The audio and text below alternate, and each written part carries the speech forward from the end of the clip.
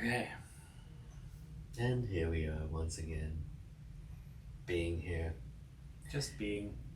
Not doing, being. How This long will do we be our have to episode. be? Welcome to the Shrinking Podcast. We're being. We need an easy button. They're like, and it's boring. Can you guys go back to doing something? We just lost like all 9 people that are watching. Our subscriber numbers are going down to 0. That's why they're small, because we just were being. Exactly. All right, let's do this. Pump the swag. Enneagram. Right. Hey everyone, welcome to the Shrink Think Podcast. We are back for another exciting episode. We're going to continue our fantastic Enneagram series that we've been working on. I love the Enneagram.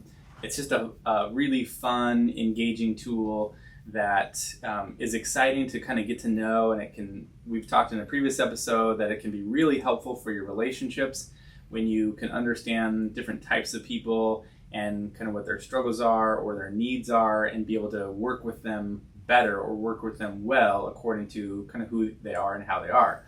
So we're continuing that today. We've talked already in a previous episode about the body triad, which is the 8, 9, and 1 numbers at the top of the Enneagram circle. And in a previous episode, we talked about the heart triad, which is the 2, 3, 4 numbers on the right side of the circle. And today we are going to be talking about... Oh, me? No, not you. We'll be talking about... 5, 6, 7. Yes, which is the head triad. Yeah, I just meant it was my turn. Yeah, I got to talk. Whee! And since I'm doing that, go to your swag. Go to the swag store. Get some swag, people. I mean, shrinkthink.myshopify.com, shrinkthink.com/swag. These are all ways that you can go and participate with the mental health awareness that I know you all care about by literally wearing it or drinking from it. That's about the 2 things, because we have cups and mugs and stuff. Also, make sure that you're not drinking from your shirt. Well, most people don't do that, no matter how much they're achieving. They just might get confused. We probably just need to be clear. Like, you can drink from a shirt, but I wouldn't recommend it. Yeah, that would be filtery. I guess if you have it like tied around your head and you're in the desert, and then you want to drink your own sweat, and then you are really... It's raining, and then you're like, oh... I don't know. Thank God I have this shirt that I got from the shore. Right. Exactly. You saved my life out in the jungle.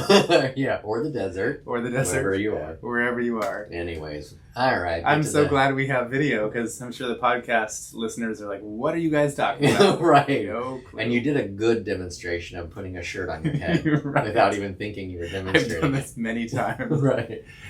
Yes, that makes sense. So we're talking about the head triad, which is kind of like the thinking triad. So the body triad is all about like your physical body. The heart triad is about your emotions. And then the head triad is about your brain, your thinking. You got really brainy. You're brainy, yeah. So this number experiences the world primarily through through thinking, right? And before we were recording, you were kind of asking a question like, how does each number sort of experience that? And we'll go through that in a minute here, but essentially the numbers 5, 6, and 7, which make up the head triad, are numbers that experience the world or maybe in a certain way avoid some of the discomfort of the world by staying in the head. And that's kind of like a defining feature of the head triad, which is fear. So the body triad, the struggle is anger. The heart triad struggle is shame. And then the head triad struggle would be fear. And these numbers, 5, which is the investigator, 6, which would be the loyalist, or sometimes called the skeptic, and then 7, called the enthusiast. These numbers essentially kind of want to avoid some of the discomfort and the fear that they experience in the world and get to a place of security, and they do that by staying in their heads. So part of why I was asking Aaron about it, I was asking, and I think I said this on a previous episode, I am dangerous with the Enneagram. Like, I know it. That's true. You can hurt people. I know. I'm not hurting. I'm not hurting people. Your Enneagram 2 heart was like, oh no, I just want to help. I don't want to I'm hurt. filled with shame. Go back Just to like our that. previous episode. Yeah. So I know the Enneagram, but I would not say that so I can use it to help people. But if you were like, I want to get into the Enneagram, I'm not your guy. Like, I'm not at that place. So some of the triad stuff is like, in my mind, kind of next level. And so I defer to Aaron. So I was kind of like, okay, before I sound like somebody who doesn't understand anything, tell me some things, like, before, so then that doesn't really matter. We'll just go with what we go with. But I think it's really interesting how even inside of a triad, each number seems to have their own unique take on how they experience whatever they experience. We talked before, the 8, 9, 1, 2, 3, 4, even though they've got the body triads, got all their individual 8, 9, 1s that deal with anger differently. 2, 3, 4s deal with issues of shame differently. So now we're dealing with the 5, 6, 7 that deals with issues of fear differently. So you want to start with the 5, or what are you thinking? Yeah. Let's just kind of run around this triad from the 5 to the 6 to the 7. So the 5, it's interesting. You asked a question before about like, is this like personality? Is this like introversion, extroversion sort of a thing? Or is it fear? For the 5, it's kind of both. And what I mean by that is a 5 will tend to be somewhat disconnected from the world or detached from relationships and people specifically because they will engage on some level, but it drains a lot of their energy. And so they will prefer their own kind of little world or own space in their own head for whatever they've created to think about. They will prevent fear by accumulating mass amounts of knowledge. 5s can often be people that just know random facts about everything. The interesting thing too, like adding it. So I've got a couple that I'm working with right now, and one of the people is a 5, and she's probably extroverted actually. And it's interesting because like one thing I've noticed about 5s is that they're not as uncomfortable with dissent that you might see with other people, like as a couple. You would think like, oh, they're kind of afraid, so they got to research. They'll just keep asking questions.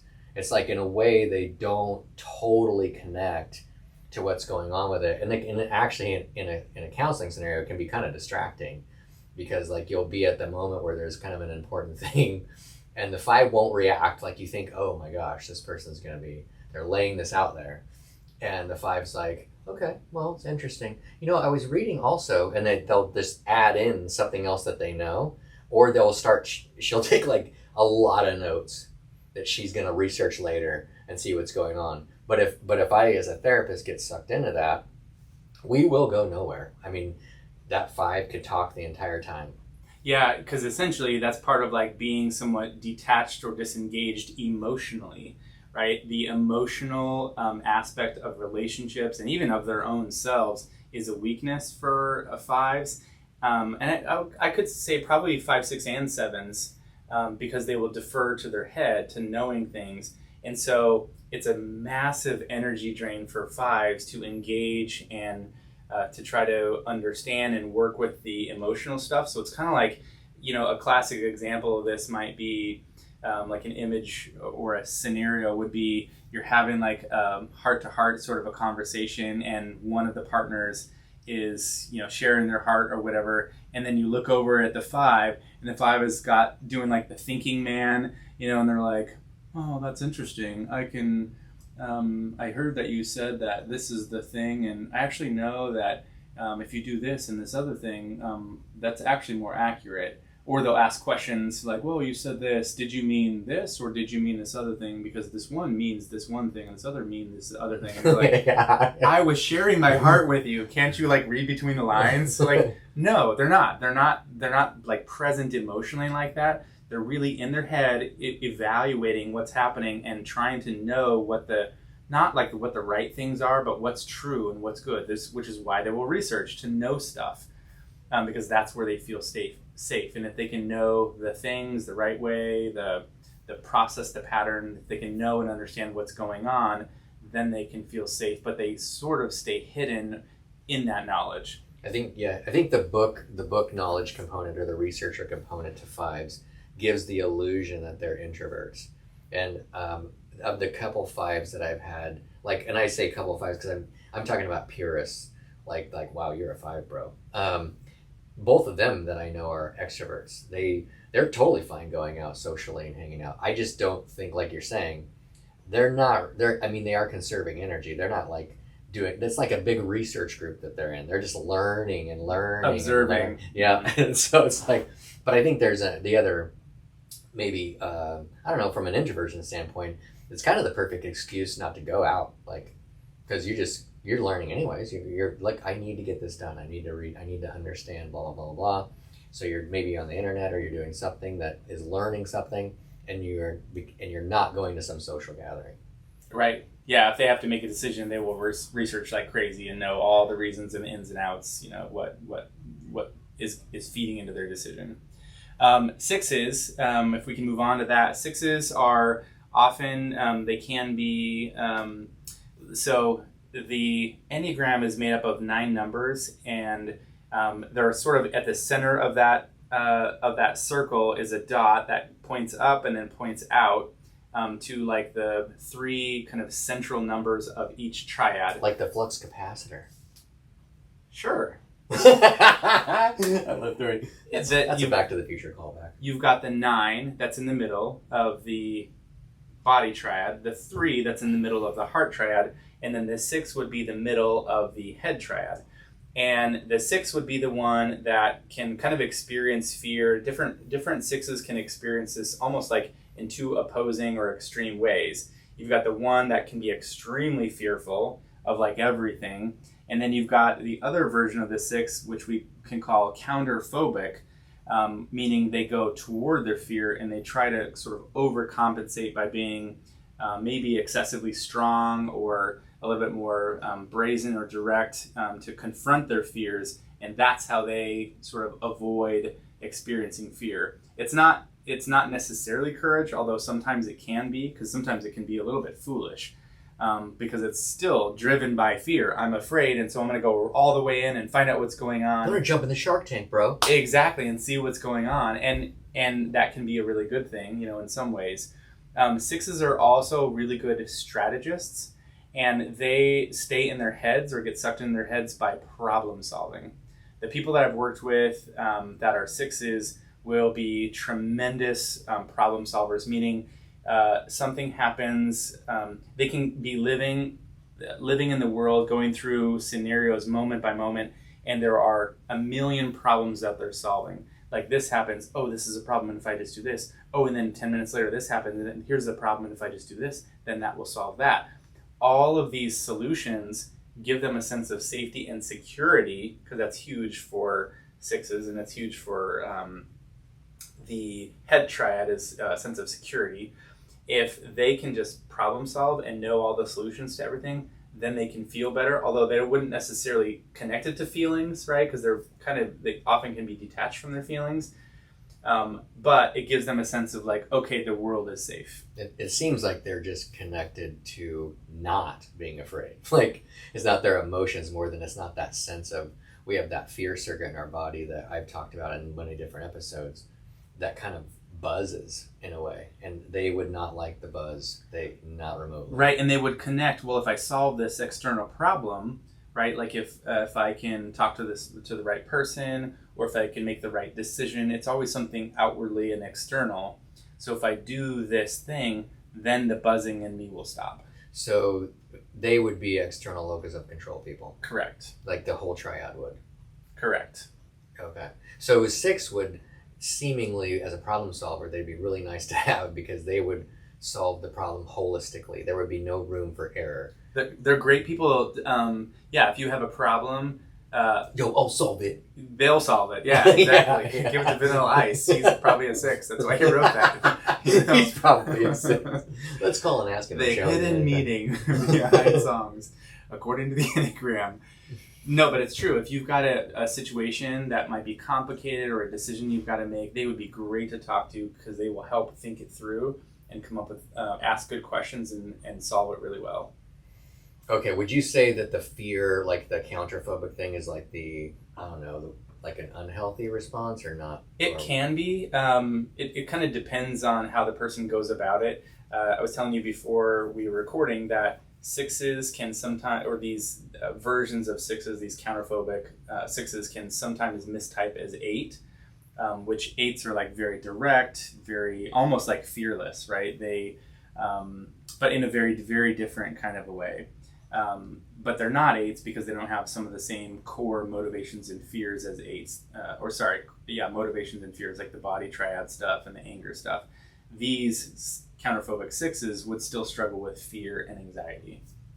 Okay, makes sense. So what about sevens? So sevens are our enthusiasts, and they are awesome. They're super fun to be around. They hate being bored. They don't like being bored, but they're great people because sometimes they can be the life of the party. But either way, it's kind of like they are the lifeblood of a group or lifeblood of if you're getting together. Like there's just a certain energy that they have, that they carry, that they're always trying to kind of maintain, and they do possess that energy, and it's really exciting. It's when you're with them, it's very infectious.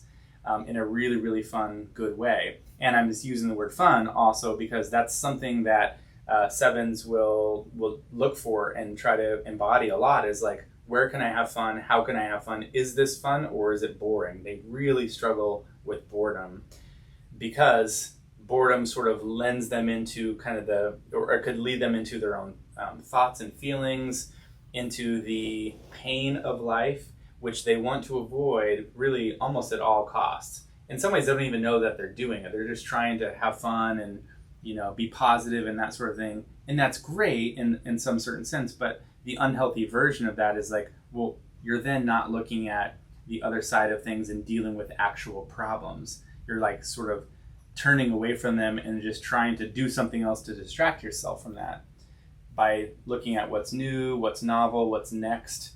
And again, those things can be really fun if you're around them and really exciting to connect with. But if it's an unhealthy version of that, then they're just really kind of avoiding the fear and avoiding dealing with the fear by staying busy and occupied. It seems I don't know. I'm not trying to put you on the spot because I'm just thinking of. It's almost like they're shifting it. So I was talking before about that, the buzzing. So if you think of fear like charging your system with like these feelings of anxiety, one main chemical involved in there, chemistry of physiology involved in that is adrenaline. So if you're a 7 and you shift it, fun also involves adrenaline. So it'd be kind of easy, maybe for a 7, maybe not for other numbers, but kind of easy to shift something that sucks into something that's fun real quick. So I don't yeah, exactly. So like you're talking about that buzzing, and it's kind of like if that buzzing is fear or anxiety, if I can shift and I can get some fun adrenaline, then that adrenaline can go above the buzzing of the fear and anxiety and almost like drown it out, right? It's like, oh, I'm having so much fun because like fun, excitement can feel similar to anxiety or nervousness. Those can feel similar in the body, but if you're just having fun, it's kind of like you're ignoring or not aware anymore of the buzzing because you're just having fun, and it's like excitement, right? Right. And so that might be the 7, whereas the 6 is problem solving and coming up with solutions and strategies in order to make that buzzing go away. So they're coming from under it. So like as it starts to charge up, they're like, no, like pull the rope back down, here's some problems we can fix, pull it back down. Right, and I was thinking maybe the 5s are like being detached from it, and if they can go know things, then they can basically come at the problems with their stack of knowledge, the stack of books, and be like, I'm not afraid of you because I know all of these things. They can't even see the problem because they just see the knowledge that's like stacked up in front of them. Are you afraid? No, I'm not. I have 18,000 reasons to not be. Exactly. Why would you even? And that feels very like reassuring. So the 7s, again, like enthusiasts, I think in a lot of ways, some of the downside can be kind of being unrealistic about things, being a little bit idealistic. A lot of 7s are great starters for things. They're great like salespeople to put on the front lines for getting things going. They're great at getting people energized and going towards in a certain direction. but they can be terrible finishers and have trouble completing tasks. I've got some friends that have businesses, and they've hired sevens in their businesses, and sevens will start things and then they will give the second half of the project to somebody else to finish often, because they know they're great at the first part of it, but once it gets sort of monotonous or boring, you're kind of got to get into the details of it, the seven gets bored with that and they want to pass it off. Now let me just say really briefly, I've sort of painted the sevens as maybe seeming a little bit hollow or superficial. They can have depth for sure, and some of them can be superficial, but they can have depth, and they can also be extremely intelligent and extremely hardworking. I mean, like really, really, really brilliant, and have great ideas that are creative and outside the box, and be very hardworking on projects. It doesn't mean that they are incapable of investing themselves in the long term over something. Well, yeah, I think that sevens would be very natural at reinventing themselves from a business standpoint. Like they would be, I think, other numbers, like I think of my own, I would be nervous more to, not nervous is not the right word, but like I wouldn't want to ruin my business by reinventing it too much type of a thing. There'd be things like, no, I don't want, like I would deal with the shame of like, what was I doing wrong in the first place, or whatever. But I think sevens would be like, that's awesome, let's do it. Like, oh yeah, now we're going to add this that we're doing, like, and just like a new thing. That's and awesome. People are going to love this, and it's true, and people love do. It. Yeah, Right? and like, dang, that's so cool. They're probably the ones that gave us the idea of telling us that we need to reinvent ourselves. But it can also be kind of confusing then, because it's like, oh, that's exciting, but then who are you? Like you've had multiple iterations, or you've revised so much. It's kind of like, okay, what is your essence, right? I think other people in particular for sevens are good. Like if you're a seven and you're kind of like, okay, that's cool. You probably want to have from a business ownership standpoint or something that's going on. Bumpers on the bowling alley for you would be having a good friend to just blow your ideas on and then have them go like, oh, that's interesting, and get some feedback. And then so you can kind of decide what you sound like, because you're just good at being excited and good at having ideas, and probably better at that than most of the people around you. But like Aaron's saying, you can't shift them necessarily all the time, or else it's confusing. Yeah, and I think a lot of sevens would do well probably to have a wingman, somebody who's really grounded, somebody who can kind of talk sense into them, get into some of the nuts and bolts, some of the nitty gritty details that they're not as interested in, or somebody who can take care of some of that, system stuff or that monotonous routine stuff that they don't necessarily enjoy. Right. Overall, this has been the head triad. I mean, hopefully we've kind of painted a well-balanced view of these different numbers. They all have their own struggles and fears, and also positive sides and good sides, and hopefully you can see if any of those relate to you, that those resonate, and it's great. Each number is just very unique and very different.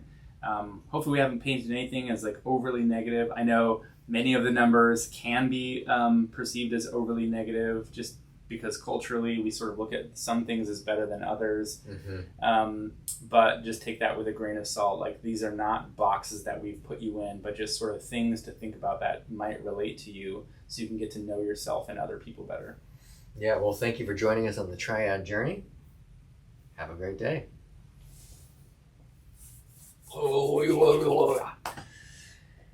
Okay. Yeah.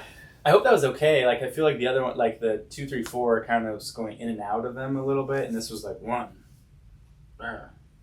like I feel like it was. them. I feel like it was fine. I think that I like the handle of the 891 a little bit better about the inward outward and whatever, but But I think understanding the energy component. Mm-hmm. When I was like, oh, this has to do, if you look at this physiologically, it's like 3 different ways to keep your nervous system in check. Yeah, exactly. Because if you're in your head, your nervous system can be doing things, and your being in your head is not going to do anything for that, for sure. And it's, for 5s, it kind of feel bad because it feels like kind of an illusion. It's like they can be pretty disconnected from this thing we call Earth. Mm-hmm. And that's kind of my experience with some of the 5s that, and that's their partner's feeling. It's like, Like, you don't even get it. Like, you think, well, yes, I do. And then give them 18 reasons why they do get it. Right. It's And, like, and you no, don't you don't. feel any of it. Right. Because it's so disconnected and like logical and rational. Right. And in that way, I believe they could be easily convinced of something that's wrong, because they're generally inside of general research, and then their partner is not like saying that. It's not individualized, meaning like you're exactly where they might say like, oh, well, these are the right things or these are the things. And it's like, well, yeah, that might be technically accurate, but that's not for me. Right. And they have a hard time with that. It was like, well, but the knowledge and the research says this. You should be over here, exactly. Right? Yeah. But you're not. You're disqualified. Right, exactly. You don't fit the research, so exactly. Right. Instead of leaving the knowledge and be like, well, I'm going to go to where you are. Exactly. Yeah. Genuinely Pretty challenging. Yeah, I think I didn't say this obviously, but I was, this struggle with sevens is addiction. Like those guys get sucked in. Yep. Because it's that the feeling like riding the wave of like, I want to keep this going. Yeah, I'm thinking of the sevens that I know. Well, not all of them. I mean, as clients probably, and they all have some addiction thing that's going on. Even like I have somebody in my mastermind that's a 7, and I think of her as like the healthy version of the 7. I wouldn't say that she has an addiction, but I think she can be like addicted to some of the good things like coaching programs and things that will help her grow and move her forward, and like, oh, I'm gonna invest in this thing and then do this thing, and it's like they're all good, but it's also like you always have to have something to keep going. Yeah, Michelle was telling me, one of my employees or whatever, she's a 7, and I was talking about something, and she goes, well, an unhealthy 7 is a 1. They get real strong on the 1, and that like when they're in unhealth, they look like a 1. Look like one, yeah. And I was critical, like, holy mackerel, this is my other person. I realized this other client I have, I'm like, that's why he's not a freaking 1. He's a 7, but he seems like a 1. Doesn't help that he is a PhD. And lastly, before we hit the stop button here, the 6s, I've worked with actually quite a few 6s, and man alive, that like problem solving is like, stop. It's like this constant like, it's like their head is always spinning, always going, always. It's like they can have a lot of trouble like being present and sleeping and just being relaxed, because they're always like thinking about all the problems and solving it. And when I've taught some mindfulness stuff and just letting go of some of those thoughts, it is so hard for them to let go of that, because it's like, take the fingers death grip off of the like thinking and solving, but then all of a sudden they can experience just being, right? Kind of like what we talked about with like the 3s or whatever, and not having to solve everything, and everything is still okay. Like that's so hard for 6s. Maybe they can just do it only in your office. They can take the time out. Just try it here. Or just start drinking. Right. Yeah, I think that Triad probably does a good job of that. It's like the perfect one. Oh my gosh.